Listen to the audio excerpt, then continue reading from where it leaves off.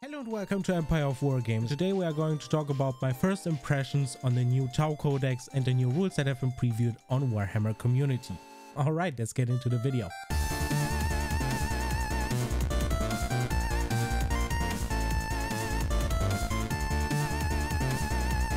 Alright, so the first change we've seen, and that was previewed quite a while ago, was that the Tau Fire Warriors are getting updated weapons. The Pulse Carabine is more or less the same weapon, but it got an updated range from 18 inches over to 24 inches, and the Pulse Rifle got an extra 6 inches of range. It's still Rapid Fire 1, but got an extra AP of -1, where it was previously AP 0. These changes are not groundbreaking, they are not mind-blowing, and definitely not something that fixes the Tau's problems that they have right now, but admittedly getting Rapid Fire at 18 inches is useful and definitely will find use, but it's not something that will help the Tau massively. It's just a nice boost. The one thing I want to definitely comment on is the AP -1. AP -1 definitely helps to bring the damage home and kill something, but a lot of people have been saying, is AP -1 the new AP 0?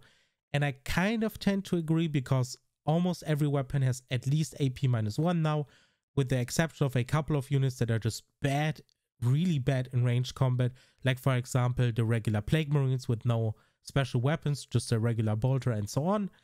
And I don't think that's the case quite yet. I think the defining benchmark is going to be the Astra Militarum or Imperial Guard Last Gun. If the Last Gun gets AP -1, then you'll know that AP -1 is the new AP 0. If that happens, it's over.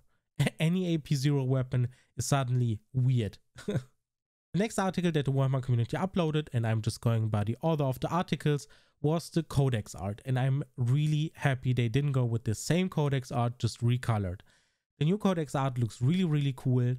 It is a different color, it's orangey, and it has still the same sept on it, which is fine, because I think the white is really nice and it contrasts nicely against the orange. And yeah, it's just an all-around good-looking Codex cover. I think one of the better-looking ones, definitely. And yeah, I'm just happy to see the old Codex cover gone. Next up is the Darkstrider release, and we have gotten a look at the model, which looks really cool with the little baby drones and a great sculpted face. A lot of people have been pointing that out, and at first that's kind of a weird thing to point out, but yeah. GW is definitely getting better at sculpting alien faces, and that's just a little compliment for whoever the sculptor is. When it comes to the rules though, we have a new weapon for the Darkstrider, which is called Shade, and it's way better than the previous weapon, which was just a basic run-of-the-mill Pulse Carabine. Now we have a 24-inch range, Assault 2, Strength 5, AP -2 damage to weapon, and this one is actually going to kill things. Sadly, no special rules or anything though, but yeah, the base stats are usable. They are actually going to kill infantry, they are really good at killing primaries, and it's just good to see Tau HQs having decent weapons. The other rule we have is Structural Analyzer, which says in your command phase, you can select one friendly Tau Sept core unit, which means the Darkstrider is Sept locked, which a lot of people have been pointing out, and it's not great. Anyway, friendly Tau Sept core unit within 6 inches of this model, and one enemy unit visible to this model until the end of turn. Each time a model in that Tau Sept core unit makes a ranged attack against that enemy unit, add 1 to the attack's wound roll, which basically means you pick one of your units within 6, pick an enemy unit that the Darkstrider can see, and you get +1 to wound against that unit. And that's great, because Tau should be good at hitting. I hope they are Ballistic Skill 3 with a chance to get Ballistic Skill 2 with marker lights, and maybe even rerolls on 1. That would be perfect. And getting buffs to wound rolls is actually what they need, and that's exactly what the Darkstrider gives. But as I already said, this guy is Sept locked. A lot of people were asking themselves, why is this guy suddenly painted in this ochre tone or in this brownish tone and not white? That's because it's a Tau Sept model, and I'm really not a fan of that. The Darkstrider was a generic model previously, and they changed that for some reason. I don't know. Tau don't have a lot of HQ models anyway, and restricting them further doesn't make any sense to me. It just, not at all. But yeah, it is what it is.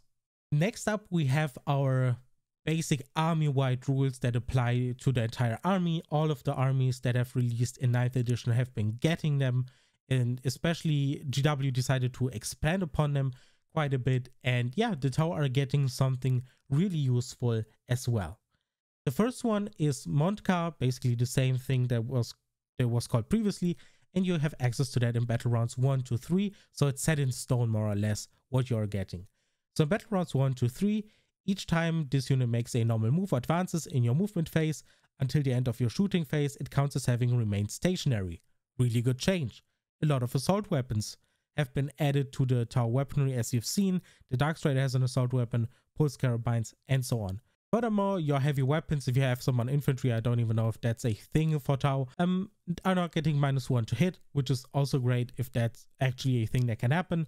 And yeah, it's just a good and helpful thing for a shooting army all around. Good change. And the second thing you get in battle rounds 1 to 3 is each time a model in this unit makes a ranged attack that targets the closest eligible enemy unit within the range shown on the table below, improve the armor penetration characteristic of that attack by 1 and reroll wound rolls of 1.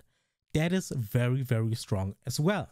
You obviously, and a lot of people have pointed that out, that you're probably not going to be that close on battle round 1 or 2 maybe, but if you ever get that close, and if you're playing, I don't know, Farsight Enclave, and if they still follow the same philosophy, which is getting really, really close and blastering the face of your enemy, this one is going to be insane.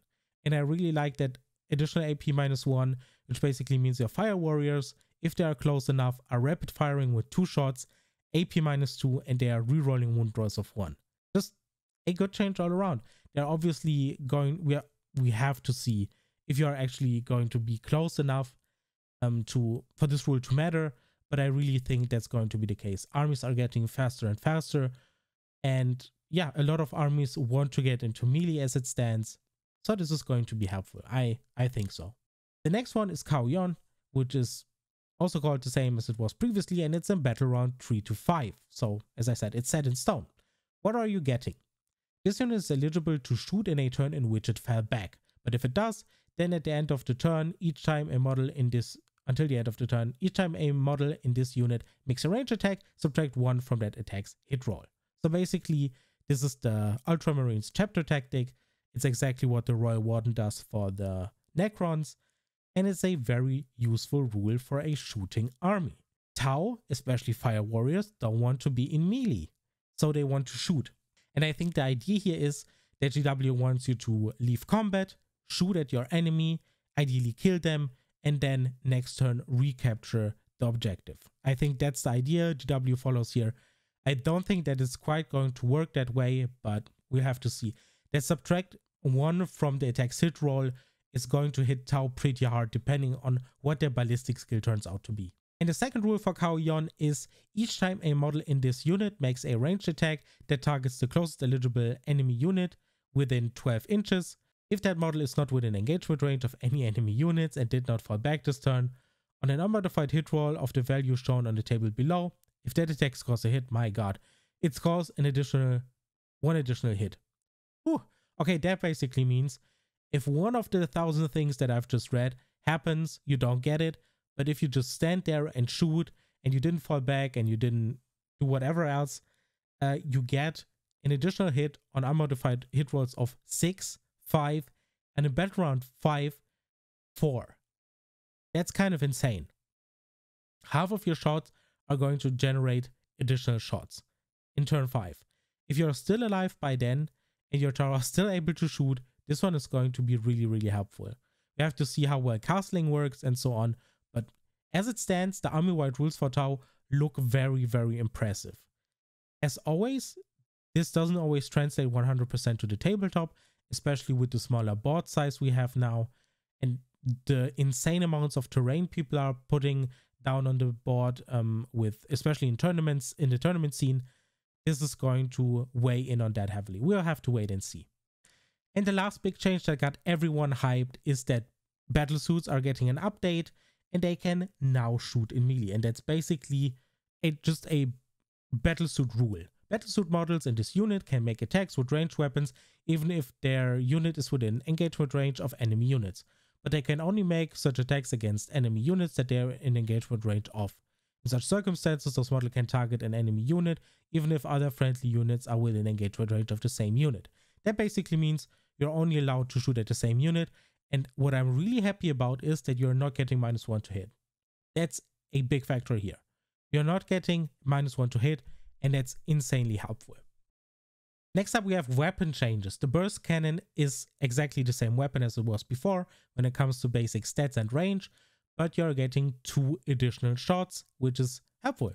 It's still an AP0 weapon, so you're going to have to make use of the new chapter-wide rules we've been covering earlier, or any other upgrades you can give your battlesuits, which we are not aware of just yet. The other weapon is the Tau Flamer with a range of 12 inches, which is great, and it is type Assault D6 +2. It's strength 4, AP0, damage 1. A Flamer which with Assault D6 +2 is really, really good, which means on average you're getting 5.5 hits, which is great. 5.5 hits for a Flamer on average is great, with a maximum of up to 8 per Flamer. That's going to be scary. If there are any stratagems for Flamers, any possible upgrades for battlesuits that increase the capacity or the potency of Flamers, it's going to be scary. Flamers are looking really, really good on battlesuits right now. Other than that, we have a couple of upgrades. We have the multi-tracker. Each time a ranged attack made by this barrel targets a unit containing 6 or more models, and a modified hit roll of 6 costs 1 additional hit with a maximum of 1 per model. That is okay. Nothing to write home about. Definitely useful, especially with huge weapons if you get the occasional 6, but I don't know, it's just nothing special. And the other one is target lock. Each time the barrel makes a ranged attack, the target does not receive the benefits of light cover against that attack, which is basically 1/2 of the Imperial Fist chapter tactic, and it's definitely useful. There's a lot of light cover to go around, but yeah, we are going to have to wait and see how that one turns out. As it stands with SDC boards and FTC boards, I think this is going to be useful. I think ignoring light cover is going to be useful, but yeah, we had the same or a similar upgrade system before, and I don't think it has seen any use. And next up, GW previewed a couple of stratagems. We have we have Strike and Fade, which costs 1 or 2 CP, and it says, use the stratagem at the start of your shooting phase. Select 1 Tau Empire jetpack unit from your army, which basically means battlesuits. You can shoot with that unit and then make a normal move of up to 6 inches. That unit cannot shoot again this phase. If that unit contains 5 or fewer models, excluding drawn models, the stratagem costs 1 CP, otherwise it costs 2 CP. This is aptly priced. Battlesuit squads of 5 are going to be very popular, I think. And yeah, I'm glad that they included that it excludes drones. Otherwise, that would have been a hassle to argue with other players and talking about rules. It's just terrible. Okay, the writing is great, the stratagem is great, and I'm happy they are getting that. It's basically Fire and Fade for battlesuits, and yeah, good stratagem all around, and it's very cheap actually. The other stratagem is Drop Threat Acquisition. It reads, use the stratagem in your movement phase when a battlesuit unit from your army is set up on the battlefield using the Manta Strike ability or the homing beacon action. Until the end of the turn, each time a battlesuit model in that unit makes a range attack, you can reroll the hit roll. If that unit contains 4 or more battlesuit models, the stratagem costs 3 CP, otherwise it costs 2. Alright, so the stratagem is really, really helpful. You come on from Deep Strike and you get to reroll all your hit rolls. What a great stratagem. It's going to see a lot of use, but the one thing I don't like is that the stratagems that we've seen here, or that you can see on the screen right now, have a different number of battlesuits, at which point the stratagem gets more expensive. In the first stratagem we've seen, it's 5 or fewer models, and it costs 1 CP, and if it's more, then it costs 2. And now it contains 4 or more battlesuits. The stratagem costs 3 CP, otherwise it costs 2. Not a fan of that. I wish it was consistent. That would have been more elegant. Definitely more difficult to balance, but I don't think it's out of the realm of possibility. But when it comes to the stratagems alone, both are going to see use. I think Drop Threat Acquisition is a little bit expensive. And if you're running Battlesuit squads of more than 3, you're either maxing them out or you're not using the stratagem. So it's either a squad of 3 or a completely maxed out squad, or you're not using that stratagem because it's just too expensive to drop 3 CP for 5 Battlesuits. That's my opinion. Other than that, that's where we are at with Tau. I think the changes so far look very promising. I think we can already read that GW is really trying to bump up the power of Tau. I think they've realized a little bit that the Tau are really not just struggling, but they are in a really dire spot right now. And I really hope that the other rules we will be seeing until the Codex releases are going to look similarly promising. If you have any opinions on all of that, on the rules, on the stratagems and so on, please drop them in the comments below. I would love to discuss them.